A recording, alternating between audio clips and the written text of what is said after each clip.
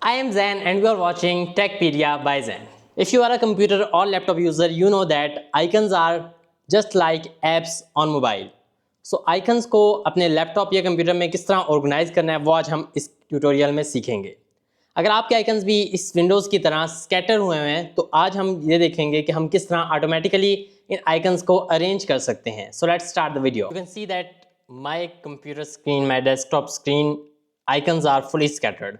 तो मैं अब सिर्फ एक छोटी सी सेटिंग करके इन सबको ऑर्गेनाइज कर दूंगा। मैं डबल राइट क्लिक करूंगा, व्यू के ऊपर जाऊंगा और यहाँ पर जो फोर्थ ऑप्शन हैं ऑटो अरेंज आइकन्स, इसके ऊपर क्लिक करूंगा तो मेरे सारे आइकन्स यहाँ पर अरेंज हो गए in just a minute, in just a second even.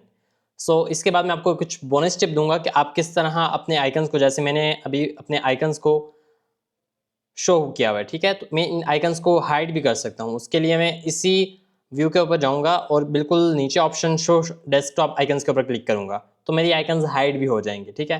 और इनको अगर मैं दोबारा शो करना चाहता हूँ तो मैं व्यू के ऊपर जाके दोबारा डेस्कटॉप आइकन्स के ऊपर क्लिक करूंगा तो मेरे आइकन्स हाइड से शो हो जाएंगे। सो एक और बोनस टिप मैं आपको दूंगा कि आप किस तरह अपने आइकन्स को स्मॉल या लार्ज कर सकते हैं। फॉर लाइक दिस, अगर आप देखें तो ये मेरे आइकन्स अब लार्ज हैं तो मैं अगर डबल क्लिक करूंगा तो मैं इसी व्यू के ऑप्शन पर इसे लार्ज भी कर सकता हूं। अब लार्ज है तो इसे मीडियम कर सकता हूं, you can C.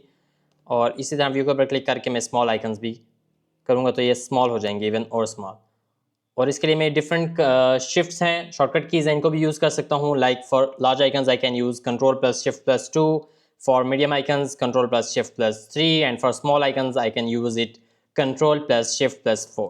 So these are the small settings from which you can organize your desktop by organizing your icons. I hope so you will like this tutorial. Thank you for watching. If you find this video helpful, don't forget to like, share and subscribe our channel for more such videos.